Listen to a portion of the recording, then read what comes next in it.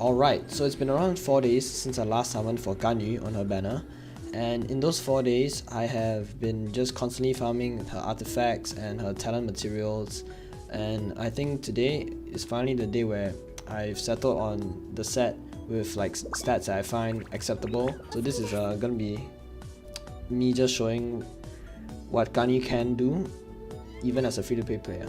Right, so first off we have artifacts. So I decided to go for a 2-piece Blizzard Strayer and 2-piece Gladiators Finale for her. The other sets you can run are actually 4-piece Blizzard Strayer. For that set you will need to run like a Hydro user like Xingqiu if you're a free to play like me and you got him on the banner, or like Mona, right, if you have her, but I don't because I'm free to play. So yeah, you need to be able to freeze your enemies if you're gonna run a 4-piece Blizzard Strayer. And since my team is Ganyu, Xiangling, Bennett and Venti, yeah, I'm not going to be able to freeze anyone, so yeah, I've opted to run for this set. Now another set you can run with Ganyu is actually the Wonders Troop, but the problem with this set is that it's very hard to farm because you can only get it from the world bosses. So I don't even have any like good artifacts with good substats. The only one I have is this feather here, and I think that's it. Oh yep, and this little hat, which is not even that good. It has a tag as the stat. I want crit rate or crit damage, so yeah. As you can see, for a free to play player, it's really not that good to run Wondrous Troop unless your luck is like really good. So yeah, I think the best set in my opinion is probably gonna be the 2-piece Gladiators and 2-piece Blizzard Strayer. And as for the stats of the artifacts themselves, for the Sands you want attack percentage, for the Goblet you want cryo damage bonus, and I really think it's better to have a cryo damage bonus Goblet that has like really bad stats over just like a regular attack percentage Goblet but with good substats, because I think because Ganyu, most of the kit is gonna be cryo damage, so you're really getting a lot of value off the cryo damage bonus.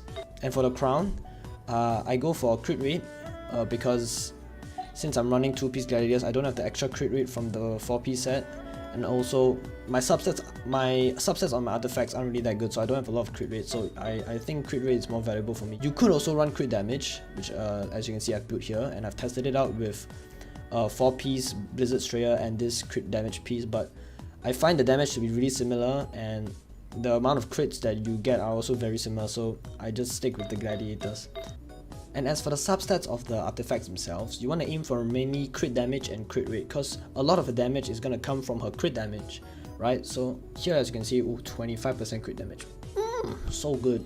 And then this one, this one is pretty shit, but since it's cryo damage bonus, you know, I decided to keep it. And then this one, it's pretty okay.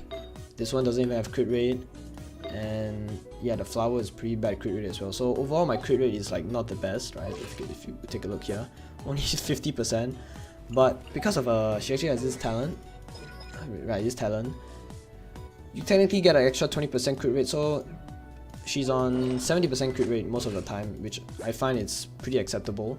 Right? I don't mind missing a few crits once in a while, right? So yeah, I'm not that angry about having such low crit rate, and anyways, I can't really complain, you know, I spend so much time farming, I'm honestly tired, so I decided to just settle with this, and yeah. And as for weapons, I'm using the Prototype Crescent, which is the weapon that you can forge from the blacksmith, right? The Prototype Crescent is good for her because any charge attacks on weak points increase movement speed and attack by 36%.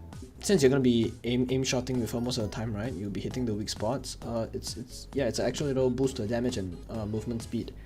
Although not all mobs have weak points to like slimes, but it's not like you're gonna be fighting slimes all the time as well. So yeah. However, of course, the best bow for her in slot is the Amos bow, because that bow is just broken. So if you have that bow, then yeah, your Ganyu is gonna be hitting for a lot.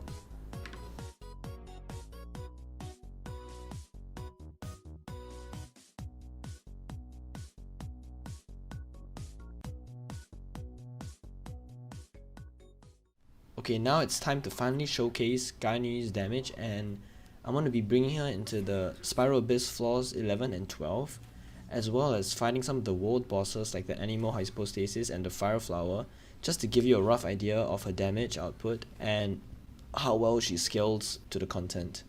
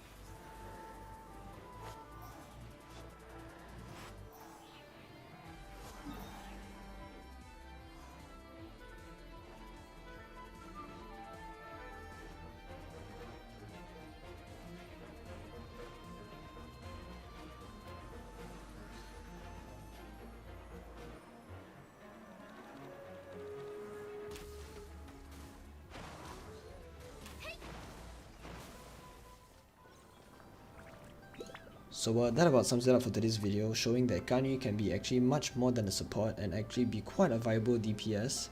And even though I don't have the best artifacts and the best weapon for her, she was still dishing out some pretty good damage. So if you have better artifacts than me and a better weapon than me, which you probably would have if you actually summoned, unlike me, the numbers you would hit would be pretty insane. So yeah, and after playing with her for 4 days, I just really like her playstyle and her character design overall, and find her to be a really fun character to play as. So yeah, overall, amazing character. I love her. So yeah, anyways, thank you if you watched the video up to this point, and I'll see you guys in the